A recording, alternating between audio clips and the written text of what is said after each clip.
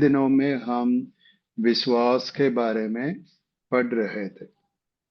आमे गत थर आमे विश्वास विषय रे शिक्षा पाउथिलु और विश्वास की परिभाषा हम इब्रानियों की पत्री में 11 अध्याय का 1 और 2 वचन में हम पढ़ते हैं।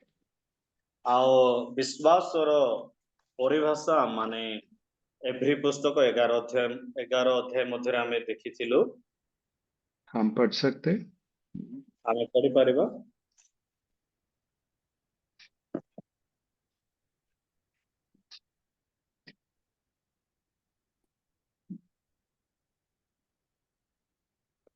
एवरी 11 रो केते कहले भाई एक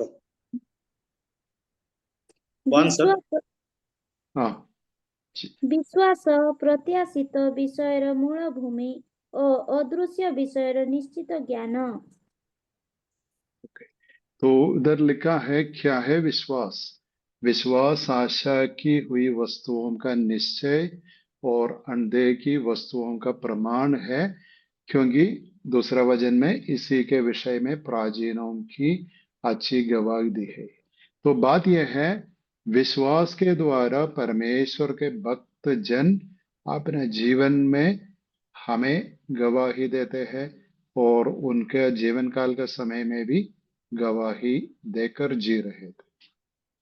आओ विश्वास एक प्रकार गोटे विषय से प्रत्याशित विषय मूल भूमि और अदृश्य विषय निश्चित ज्ञान अटे।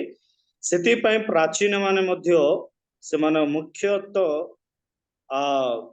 विश्वास विषय मान को कहउछंती आ से माने जीवन यापन मध्य करि आसुछंती। लेकिन हम याद रखना, जब हम विश्वास के बारे में बोलते हैं, हम परमेश्वर की बातों पर हम विश्वास करते हैं। जो वचन परमेश्वर हमें बताया उस वचन और उन वचनों पर हम विश्वास करते हैं। आ जेते बेले विश्वास कथा बाइबल मध्यरु बाहरी आसे सेही समय आमे गोटे विषय आमे ध्यान करू आ परमेश्वरंकर लिखित वाक्य को आमे ता ऊपर विश्वास करबा आवश्यकता रही अछि। और इसलिए परमेश्वर की बात और परमेश्वर का वचन हम कहाँ से हमें मिलेंगे कि बाइबल से ही परमेश्वर की बातों को हमें मिलेंगे। इसलिए हम बाइबल पढ़ने की जरूरत है। आ विश्वास परमेश्वर कथा केउठारो उत्पन्न हेबो केवल बाइबल ही जदि आमे पढ़िबा परमेश्वर कथा को परमेश्वर योजना को आमे जानि परिबा। और बाइबल हमें शुरुआत से अंत तक ऐसे सिखाता है। बाइबल हमारे बात में नहीं, लेकिन हमारे जीवन से हम दिखाना चाहिए। जो हम विश्वास करते हैं उसके अनुसार हम जिएंगे। आओ विश्वास आमर जीवन मध्यरु देखाइबा आवश्यकता रही अछि, तेबे जे आमे विश्वास करूछु प्रभु बोले आमे कहि परिबा। लेकिन इब्रानियों की पत्री 11 अध्याय का 6 वचन में हम ऐसे पढ़ते हैं, और विश्वास बिना उसे प्रसन्न करना अनहोना है, क्योंकि परमेश्वर के पास आने वाले को विश्वास करना चाहिए कि वो है और अपने खोजने वालों को प्रतिफल देता है। उड़िया में भी पढ़ सकते।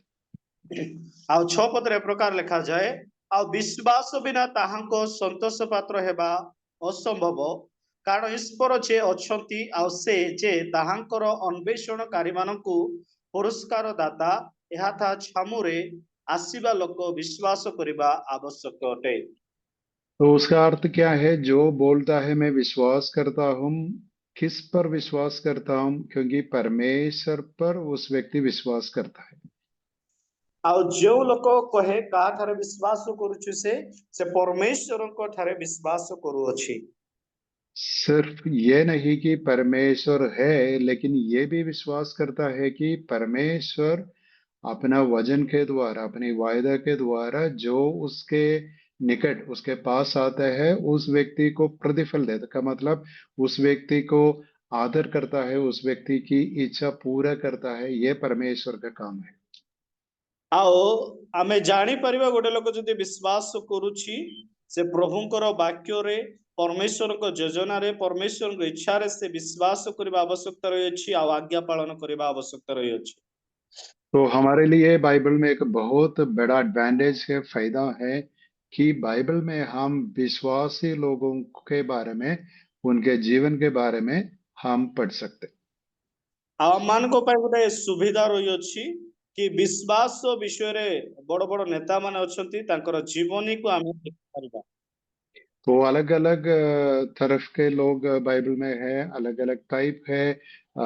लेडीज है, जेंट्स है, पुराने लोग है, राजा है, साधारण लोग है, भविष्यद्वक्ता है, याजक लोग है, अलग अलग टाइप लोग बाइबल में को हम बाइबल में देखते हैं। ଆଉ ବାଇବଲ ମଧ୍ୟରେ ଅନେକ ଜୀବନୀକୁ ଆମେ ଦେଖୁଛୁ, ଯୋଉମାନେ ଭବିଷ୍ୟତ ବକ୍ତା, ଯାଜକ, ପାଳକ, ପ୍ରାର୍ଥନାକାରୀ ବା ଅନେକ ପ୍ରକାର ଅନେକ କାଟାଗୋରୀର ଲୋକମାନେ ଅଛନ୍ତି। तो उनके जीवन के बारे में पढ़ना हमारे लिए एक प्रोत्साहनजनक बात है, क्योंकि उनका जीवन की कहानी हमें प्रोत्साहित करती है कि हम भी उनके समान परमेश्वर पर विश्वास कर सकते हैं। ଆଉ ଆମମାନଙ୍କୁ ସେମାନଙ୍କର ଜୀବନ ବିଷୟରେ ଆମେ ଯେତେବେଳେ ପଢୁ, ଆମମାନଙ୍କର ଜୀବନ ମଧ୍ୟରେ ଗୋଟେ ଉତ୍ସାହଜନକ ବିଷୟ ଉତ୍ପନ୍ନ ହୁଏ କି ସେମାନେ ଯେ ପ୍ରକାର ପ୍ରଭୁଙ୍କ ଠାରେ ବିଶ୍ୱାସ କରୁଥିଲେ, ଆମେମାନେ ମଧ୍ୟ ସେ ପ୍ରକାର ବିଶ୍ୱାସ କରିବା ବୋଲି ଆମମାନଙ୍କ ଜୀବନରେ ଉତ୍ସାହ ଆସିଥାଏ। तो इब्रानियों की पत्री 11 अध्याय में हम एक लिस्ट देखते हैं, विश्वासी श्रेष्ठ विश्वासियों के एक लिस्ट सूजिका को हम देखते हैं। और ये सूजिका के अनुसार आप समय के अनुसार एक एक व्यक्ति के जीवन के बारे में बाइबल में पढ़ सकते हैं। बहुत इंटरेस्टिंग है, बहुत एनकरेजिंग स्टडी होगा। ଆଉ ଆମେ ଏଇ ଏଭ୍ରି ପୁସ୍ତକ 11 ଅଧ୍ୟାୟରେ ଆମେ ଅନେକ ଯୋଉମାନେ ବିଶ୍ୱାସର ନେତା ବିଷୟ ମାନଙ୍କ ମଧ୍ୟରେ ଆମେ ପଢି ପାରିବା, ସେମାନେ କି ପ୍ରଭୁଙ୍କ ଠାରେ ବିଶ୍ୱାସ କଲେ, ଆଉ ପ୍ରଭୁ ସେମାନଙ୍କୁ କେମିତି କଲେ, ଆମେ ସେଇ ଗୋଟେ ଲିଷ୍ଟ ଆମେ ଏଇ 11 ଅଧ୍ୟାୟ ମଧ୍ୟରେ ଦେଖି ପାରୁଅଛୁ। तो टुडे आज हम एक व्यक्ति के बारे में पढ़ेंगे जिसका नाम है हानोक। हानोक के बारे में बाइबल में 12 बार उनका नाम मेंशन किया, परामर्शित किया है। और वो नया नेम और पुराना नेम में भी हम उनका नाम को देखते हैं। ଆଜି ଆମମାନେ ହନୋକଙ୍କ ବିଷୟରେ ପଢିବା, ଆଉ ବାଇବଲ ମଧ୍ୟରେ 12 ଥର ତାର ନାମ ଉଲ୍ଲେଖ କରାଯାଇଅଛି, ଆଉ ସେଇ ବ୍ୟକ୍ତିଙ୍କ ବିଷୟରେ ଆଜି ଆମେ ଟିକେ ଧ୍ୟାନ କରିବା। तो हम जन उत्पत्ति का पुस्तक 5 अध्याय में जाएंगे। आदि पुस्तक 5 अध्याय, उसमें पहला और दूसरा वचन हम पढ़ेंगे। ଆଦି ପୁସ୍ତକ 5 ଅଧ୍ୟାୟ ତାର 1 ପଦ ଆଉ 2 ପଦ ଟିକେ ଆମେ ପଢିବା। ଆଦମଙ୍କର ବଂଶାବଳୀର ବୃତ୍ତାନ୍ତ ଏହି, ଯେଉଁଦିନ ପରମେଶ୍ୱର ମନୁଷ୍ୟକୁ ସୃଷ୍ଟି କଲେ, ସେଇଦିନ ପରମେଶ୍ୱରଙ୍କ ସାଦୃଶ୍ୟରେ ସେ ତାହାଙ୍କୁ ନିର୍ମାଣ କଲେ। ପୁରୁଷ ଓ ସ୍ତ୍ରୀ କରି ସେ ସେମାନଙ୍କୁ ସୃଷ୍ଟି କଲେ। ଆଉ ସେମାନେ ସୃଷ୍ଟ ହେବା ଦିନ ସେମାନଙ୍କୁ ଆଶୀର୍ବାଦ କରି ଆଦମ ବା ମନୁଷ୍ୟ ନାମ ଦେଲେ। तो यहाँ में एक रेपिटेशन है परमेश्वर की रचना, मनुष्य की रचना के बारे में। फिर लिखा है कैसे परमेश्वर आदम नर और नारी करके मनुष्य को अपना सादृश्य और समानता में बनाए, इसके बारे में पहले लिखा है।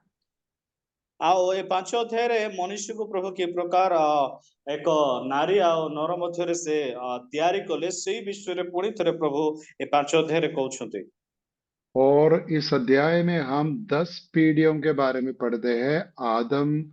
आदम और उनके बाद 9 जनरेशंस के बारे में हम इस अध्याय में पढ़ते हैं।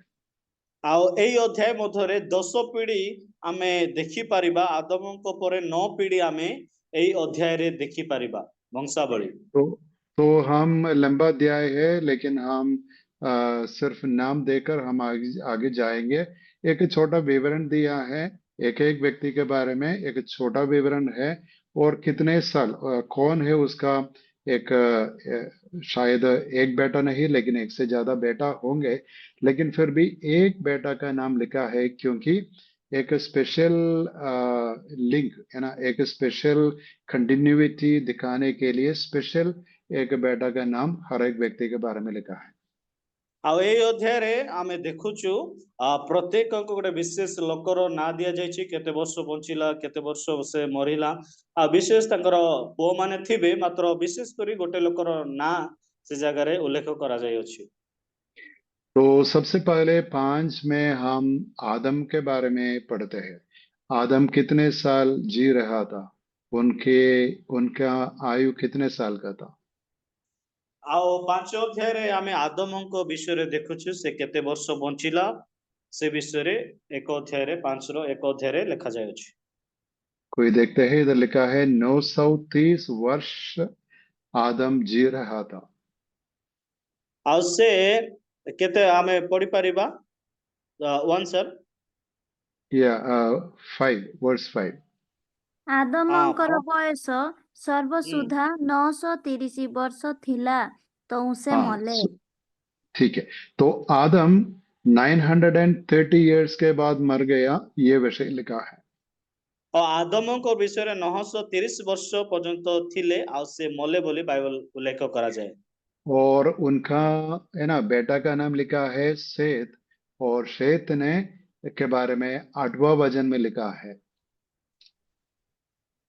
8 ପଢି ଦିଅନ୍ତୁ। ସେଥର ବୟସ ସର୍ବସୁଦ୍ଧା 912 ବର୍ଷ ଥିଲା ତ ସେ ମଲେ। तो देखो, सेत का आयु 912 साल का था, लेकिन उनका बेटा का नाम है इनोश। इनोश के बारे ଆଉ में 11 में लिखा है। ଆଉ ଆମେ ଦେଖୁଛୁ ସେତଙ୍କ ମଧ୍ୟ ବୟସ 912 ବର୍ଷ ଥିଲା ଆଉ ସେ ମଲେ। ଆଉ ସେ ଇନୋକ एनोश। ବୟସ 905 ବର୍ଷ। हाँ ठीक है। तो सेत का बेटा का नाम 11 वचन में लिखा है एनोश।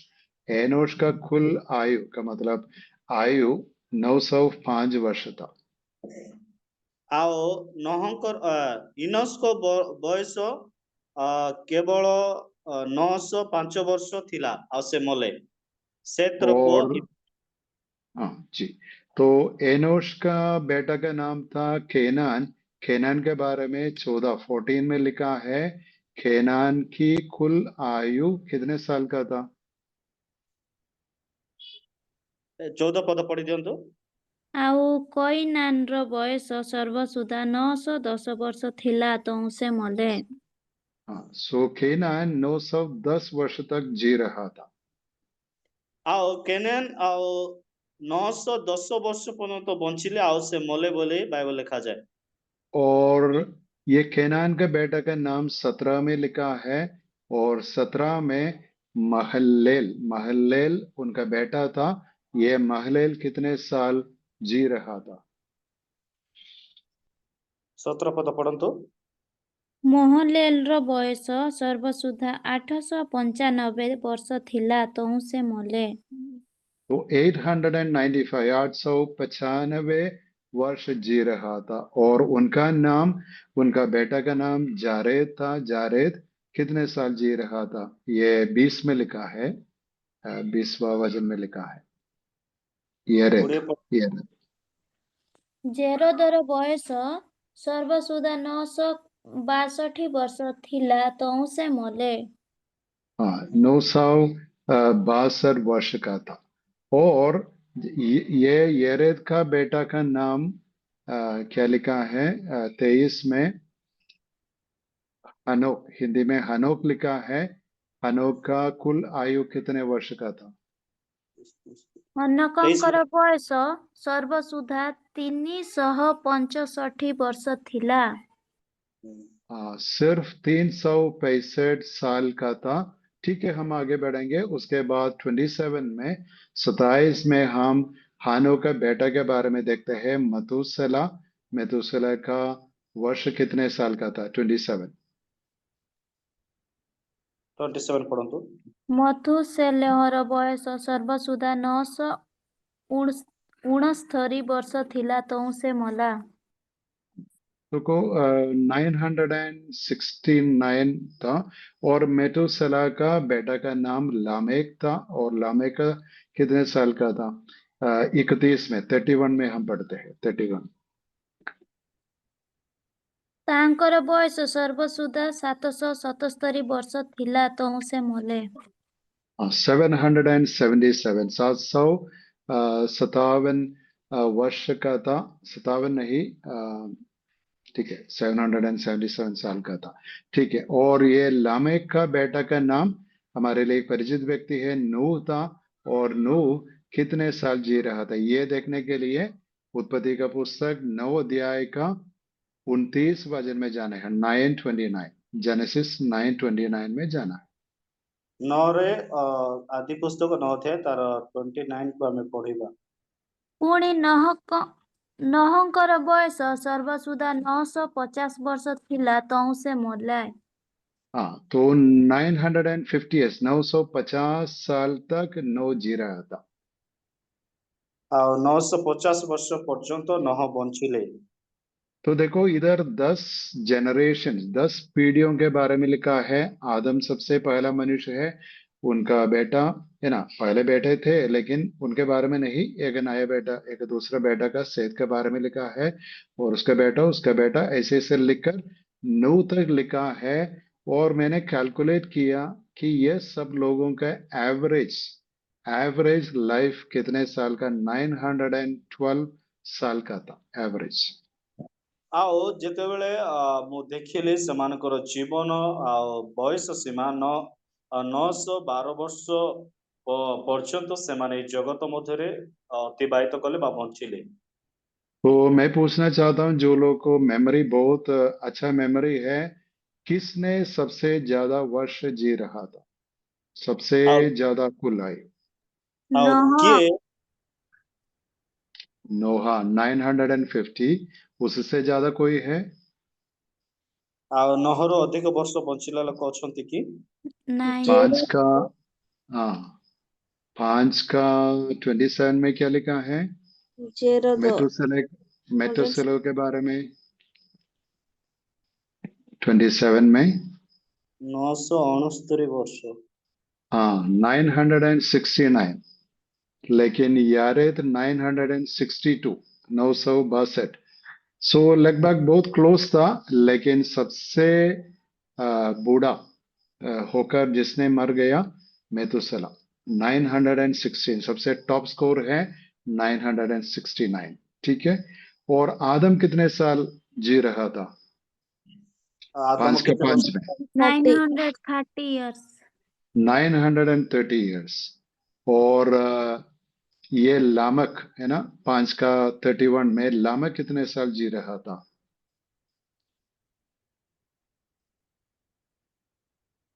931 में, नहीं, 31 हाँ 5 का 31 में 777। ठीक है। तो 770 हाँ, ବର୍ଷ। तो आदम 930, लेकिन ये मेथुसेला 969 और नूह 950 है ना, चैप्टर 9 में हम देखा। लेकिन एक व्यक्ति है इसके बीच में, हानोक, उसका आयु कितने था?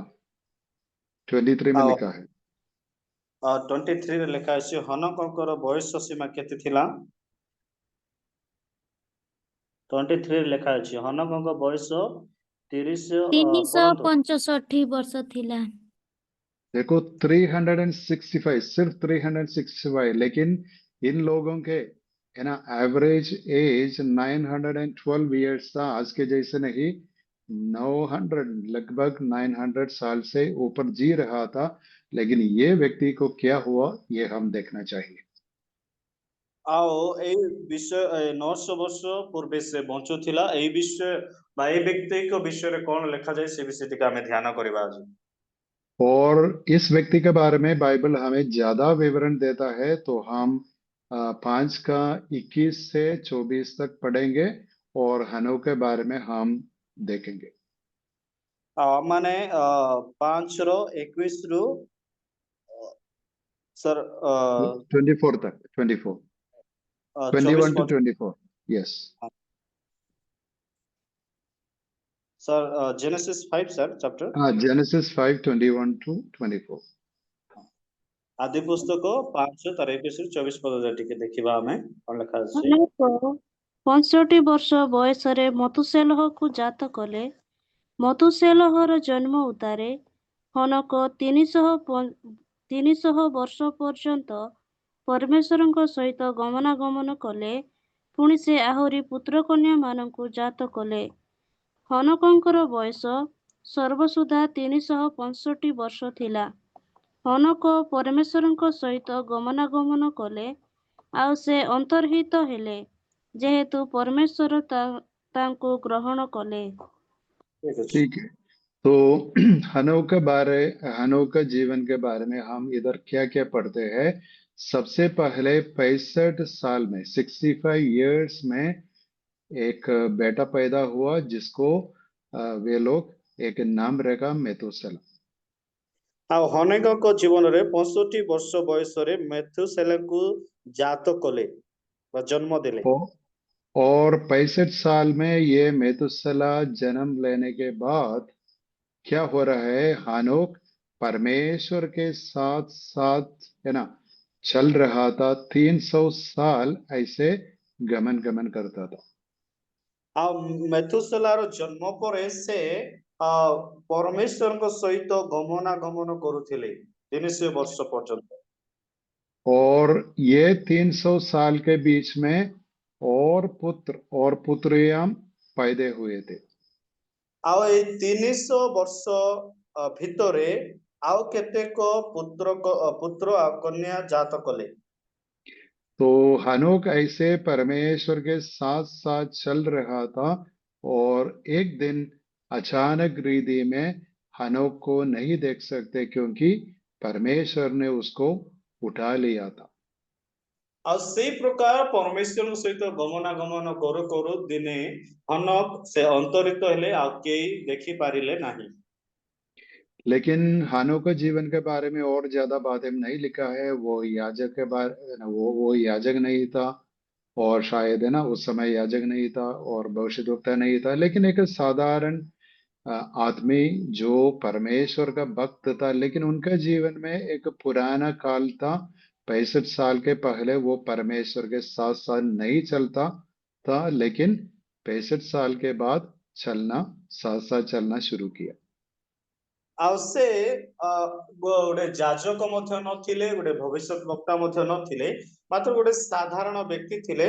65 ବର୍ଷ ପୂର୍ବେ ସେ ପ୍ରଭୁଙ୍କ ସହିତ ଗମନାଗମନ କରୁନଥିଲେ, ମାତ୍ର ଅଚାନକ ଭାବରେ ସେ ମେଥୁସେଲକୁ ଜନ୍ମ ଦେଲା ପରେ 300 ବର୍ଷ ପର୍ଯ୍ୟନ୍ତ ସେ ପ୍ରଭୁଙ୍କ ସହିତ ଗମନାଗମନ କରୁଥିଲେ।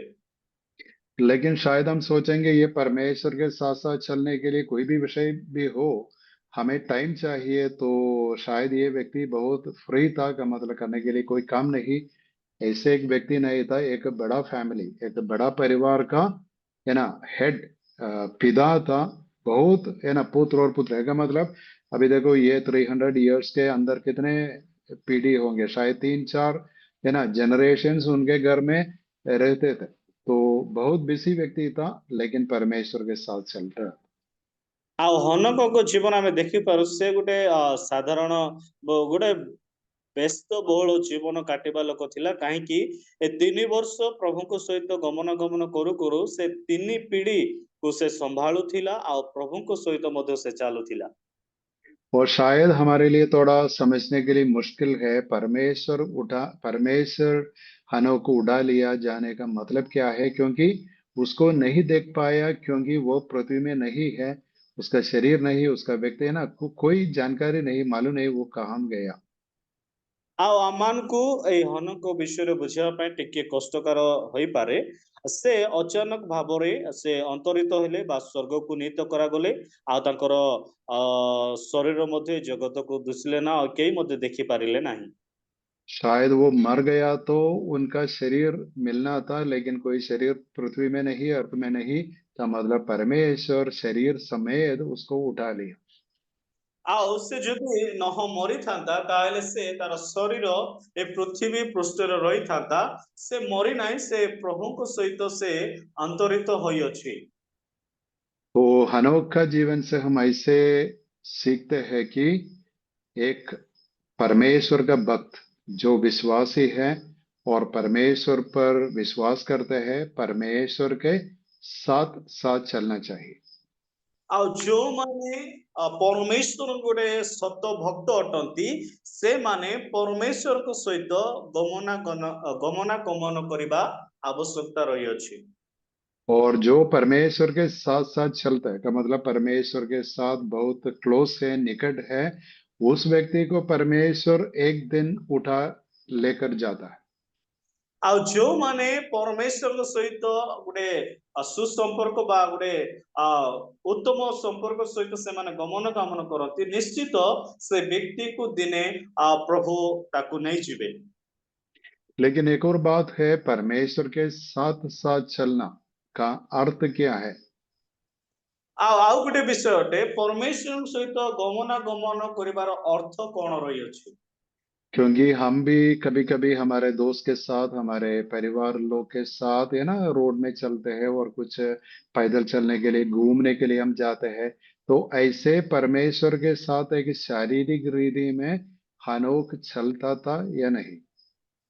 ଆଉ ଆମେ ଅନେକ ସମୟରେ ସ୍ୱାମୀ ସ୍ତ୍ରୀ ହଉ, ଆମର ପରିବାର ସହିତ ହଉ, ଆମେ ସାଙ୍ଗ ହେଇକି ଆମେ ଚାଲିଥାଉ। ସେଇ ପ୍ରକାର ହନକ ସଦାପ୍ରଭୁଙ୍କ ସହିତ ଚାଲୁଥିଲା ନା ଅନ୍ୟ ବିଷୟ ଥିଲା, ତାହା ଆମେ ଦେଖିବା। लेकिन इधर बाइबल में साथ साथ चलने का अर्थ यह है, एक रिश्ता, रिलेशनशिप में परमेश्वर के साथ आगे बढ़ना, यह है करेक्ट अर्थ।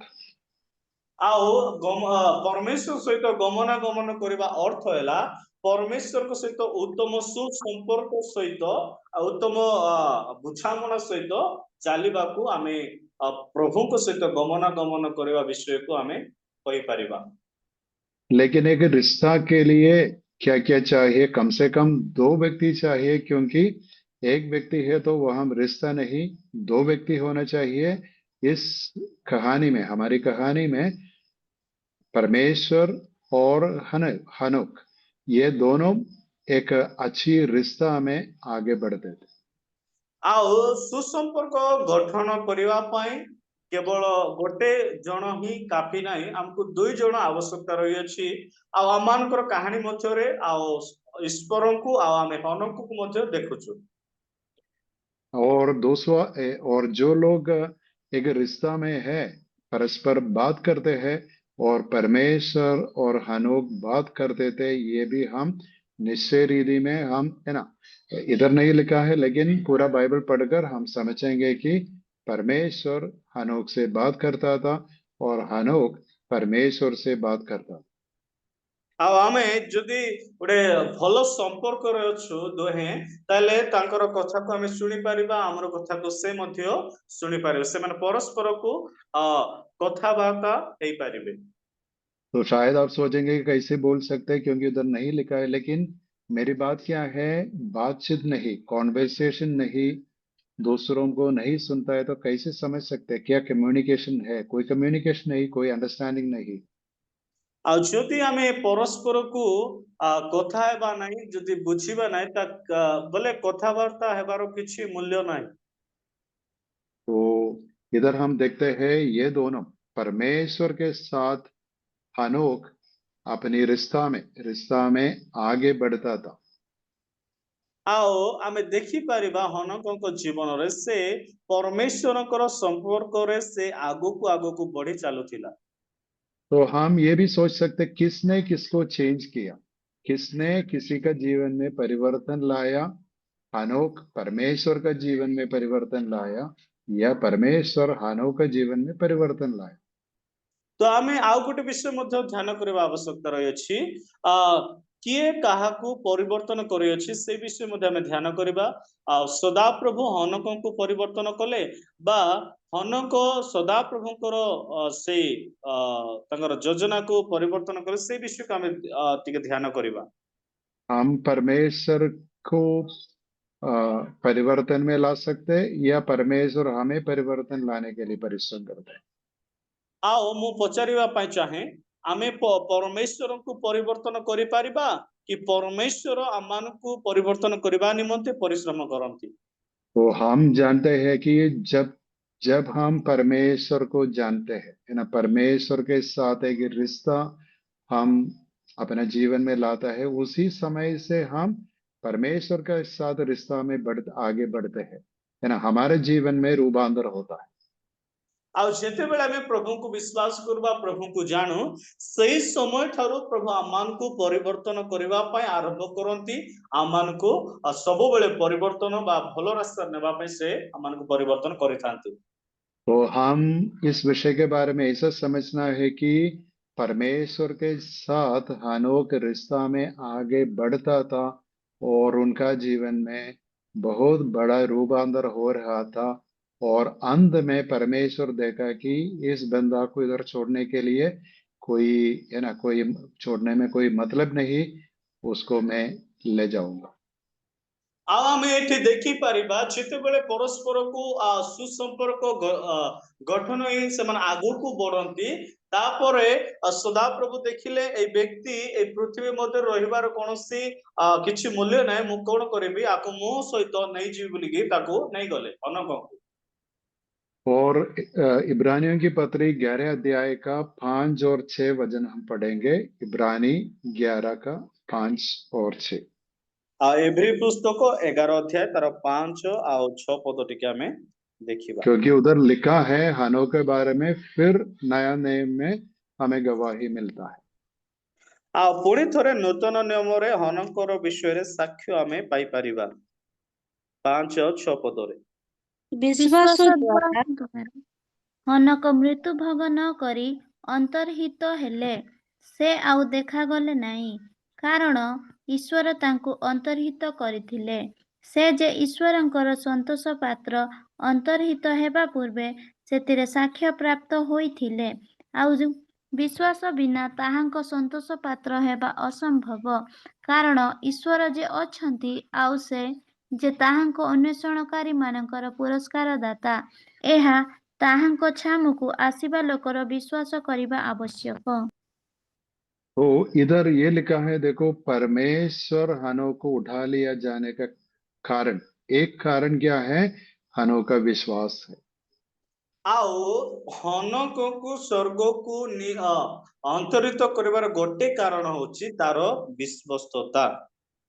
ये कहां लिखा है? 5वां वचन में लिखा है। ଆଉ 11:5 ପଦରେ ଲେଖା ଯାଇଅଛି।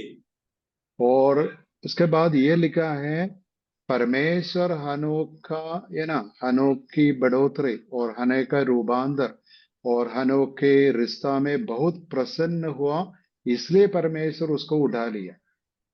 ଆଉ ଯେତେବେଳେ ହନକଙ୍କ ଜୀବନରେ ସଦାପ୍ରଭୁ ଦେଖିଲେ ସେ ମୋ ସହିତ ରହି ରହି ତାର ଜୀବନକୁ ମଧ୍ୟ ପରିବର୍ତ୍ତନ କରୁଅଛି, ସେଥିପାଇଁ ତା ଠାରେ ମୁଁ ସନ୍ତୋଷ ଅଛି, ସେଥିପାଇଁ ମୁଁ ତାକୁ ଅନ୍ତରିତ କରିଅଛି।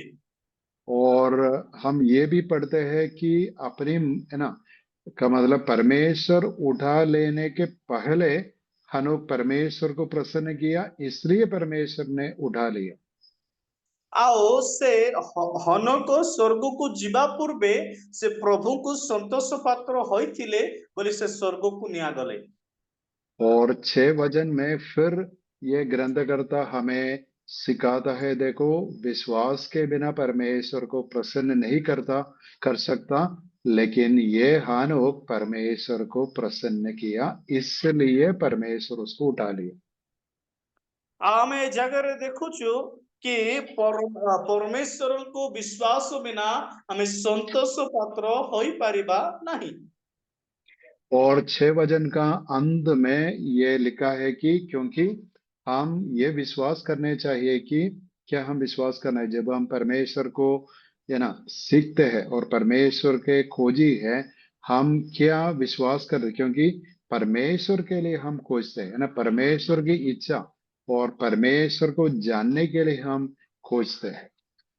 ଆଉ ଶେଷ ପଦ ଲେଖାଯାଏ ଆମେ କଣ ପାଇଁ ଅନ୍ୱେଷଣ କରୁ, ତାଙ୍କର ଇଚ୍ଛାକୁ ଜାଣିବା ପାଇଁ, ତାଙ୍କର ଯୋଜନାକୁ ଜାଣିବା ପାଇଁ ଆମେ କଣ କରିଥାଉ, ଅନ୍ୱେଷଣ କରିଥାଉ, ସେଥିପାଇଁ ଆମେ ବିଶ୍ୱାସ କରିବା ଆବଶ୍ୟକତା ରହିଅଛି।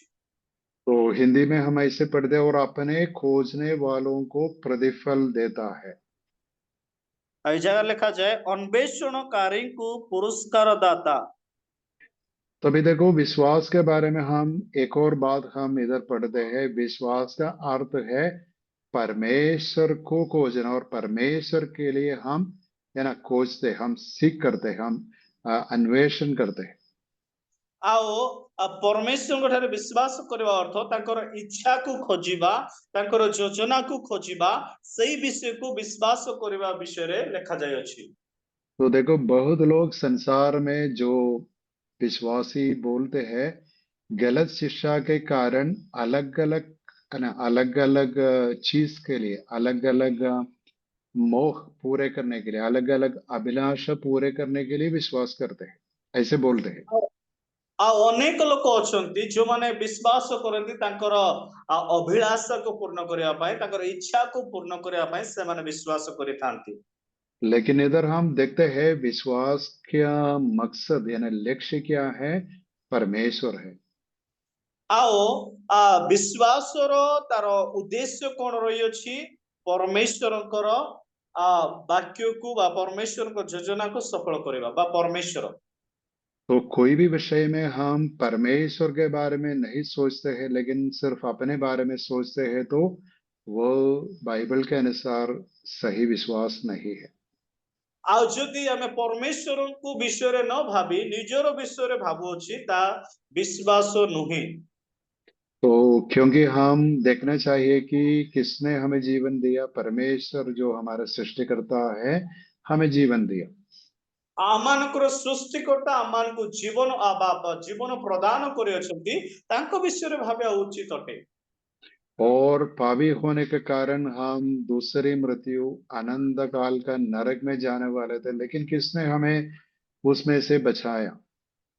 आमे अनंत कालन पाई मृत्यु रे पड़िबा लोक थिलु मात्र प्रभु प्रभु यीशु ख्रीष्ट आमानकु वंचित बा आमानकु बंचाई अछंती।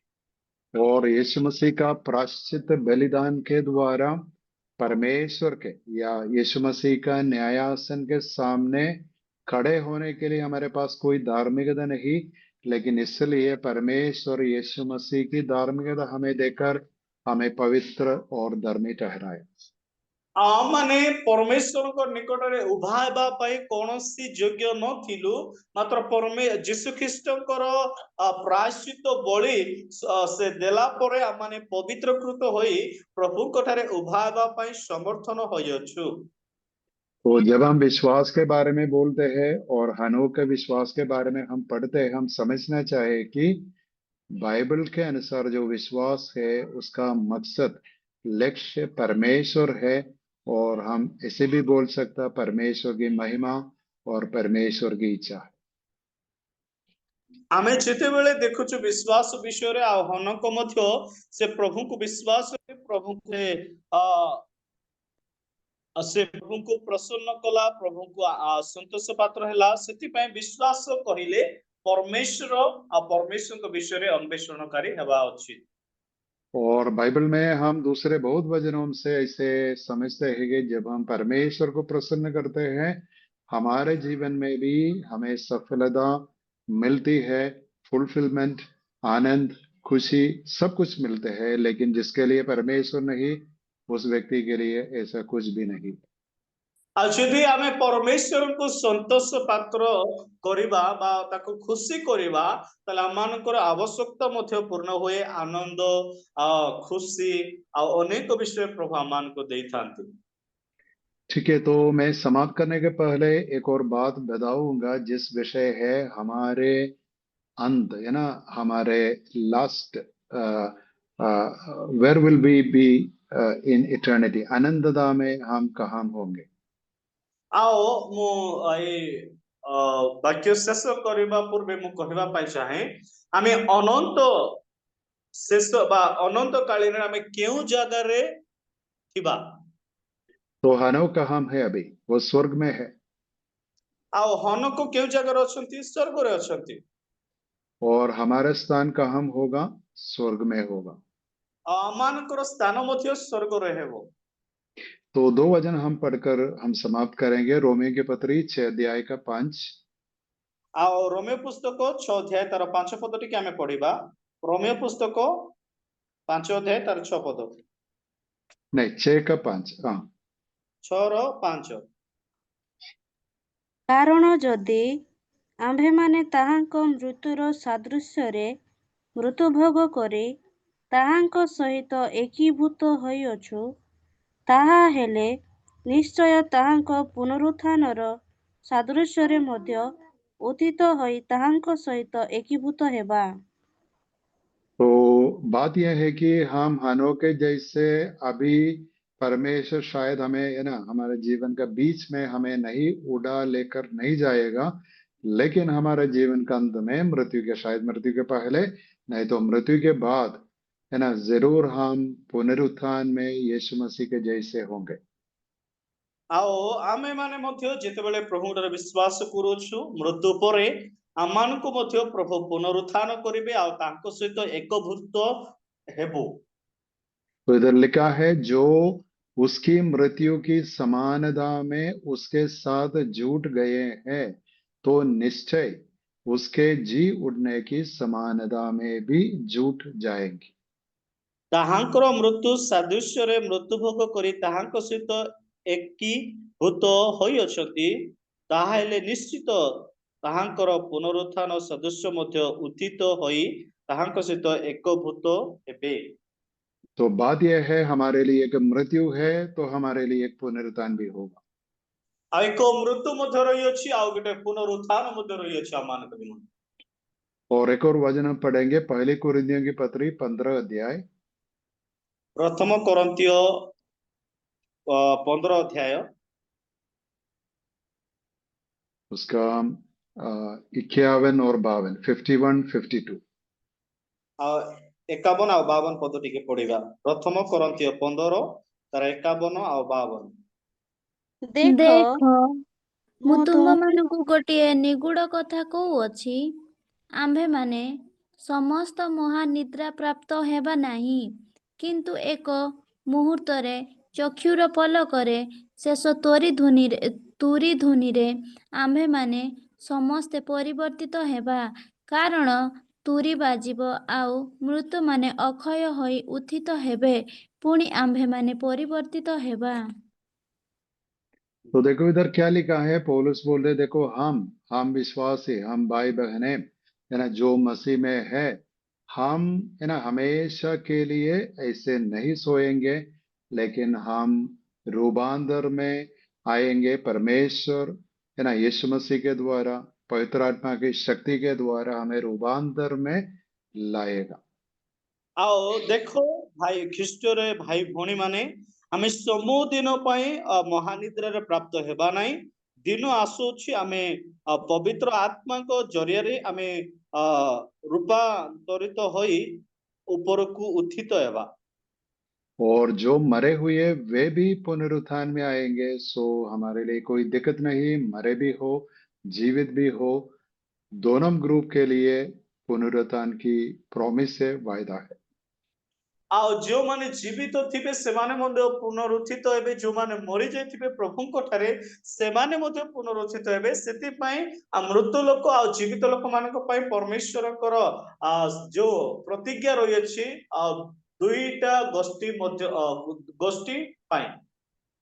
लेकिन इसलिए हम दुखी नहीं होना चाहिए, क्योंकि हनोक जल्दी स्वर्ग में है ना परमेश्वर उसको उठा लिया, लेकिन जरूर हम भी स्वर्ग में जाएंगे, प्रभु यीशु मसीह की उपस्थिति में रहेंगे।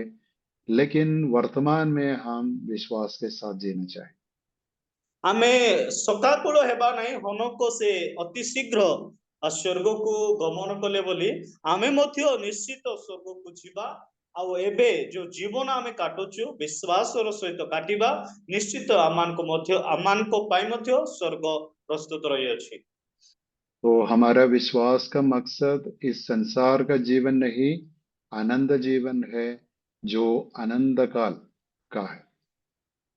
ଆଉ ଆମମାନଙ୍କର ଜୀବନ ବା ଆମମାନଙ୍କର ବିଶ୍ୱାସ ଏଇ ଭୌତିକ ବିଷୟ ପାଇଁ ନୁହେଁ, ମାତ୍ର ଅନନ୍ତକାଳୀନ ବିଷୟ ପାଇଁ ଆମର ଲକ୍ଷ୍ୟ ବା ଆମର ବିଶ୍ୱାସ ରହିବା ଆବଶ୍ୟକତା ରହିଅଛି।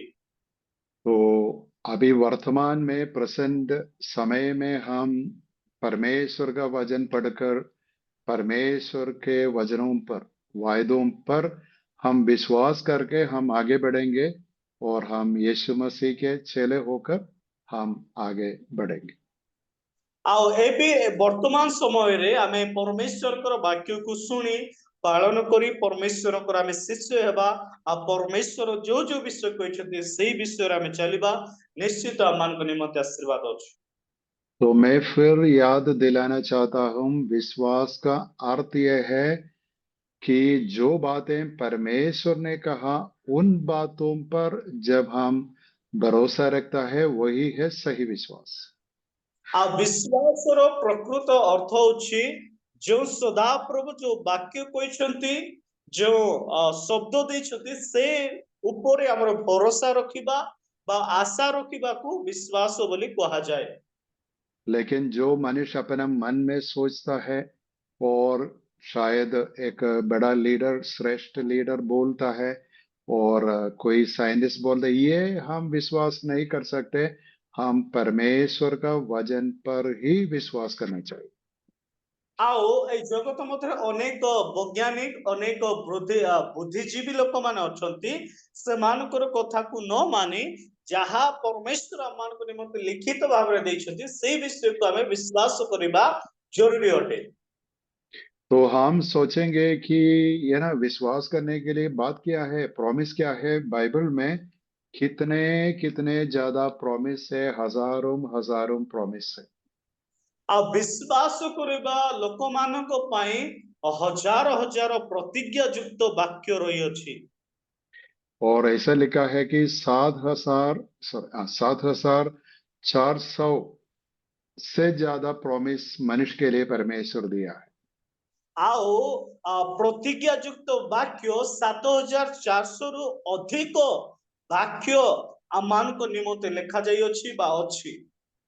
तो जो ये बहुत अच्छा एक्सरसाइज है, जब आप बाइबल पढ़ते हैं, ऐसे लोग हमें सिखाते हैं, एक अच्छा एक्सरसाइज है। जब एक प्रॉमिस को हम पढ़ते हैं, उस प्रॉमिस को हम अंडरलाइन करना है, याद रखना है, नहीं तो लिखकर है ना हमारे हमारे लिस्ट में रखना है, ये मेरे लिए एक प्रॉमिस है। आओ या गोटे भलो अभ्यास क्रिया अटे। आमे जेते बेले गोटे प्रतिज्ञा युक्त बाइबल आमे पढुचु सही विषय को चिन्हट करी बा मार्किंग करी रखिबा जरूरी अटे कि एई वाक्य मो पाए। एक उदाहरण है जो हम अभी पढ़े, पुनरुत्थान, वो हमारे लिए एक सब विश्वासी के लिए एक प्रॉमिस है।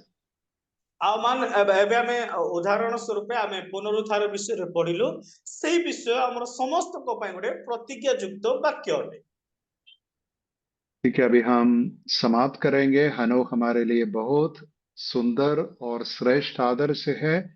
अपना जीवन का ये ना 365 वर्ष में जल्दी वो इस पृथ्वी से है ना चले गया, लेकिन परमेश्वर के पास चला गया। आउ हनक जीवन विषय रे आमे देखिलु से गोटे विश्वास गोटे नेता अटे आ भलो लोक अटे। से प्रभु को सहित गमनागमन करे विश्वस्ततार सहित से स्वर्ग को नीत करा गले बा स्वर्ग को से आरोहण करा गले। तो जो लोग परमेश्वर के पास जाएंगे वे सबसे धन्य लोग हैं। शायद संसार में इतने धनी नहीं होंगे, संसार में इतने पढ़े लिखे नहीं होंगे, शायद संसार में उनके पास ज्यादा ये ना टैलेंट्स कम है, लेकिन फिर भी परमेश्वर के पास पहुंचने वाले लोग हैं सबसे धन्य लोग। आ ए जगत मध्य अनेक बुद्धिजीवी अनेक ज्ञानी मध्य थिबे, मात्र जो माने सदा प्रभु को निकट रे छिबे से माने प्रकृत रे धन्य आ आशीर्वाद युक्त लोक अटंती। मैं पूछना चाहता हूं, मुझसे बड़ा धन्य आशा क्या है इस संसार में? आउ सही प्रकार आशीर्वाद थारु आउ कौनसी विषय अधिक अछि कि किछि नाही, कुछ भी नहीं है। किछि नाही।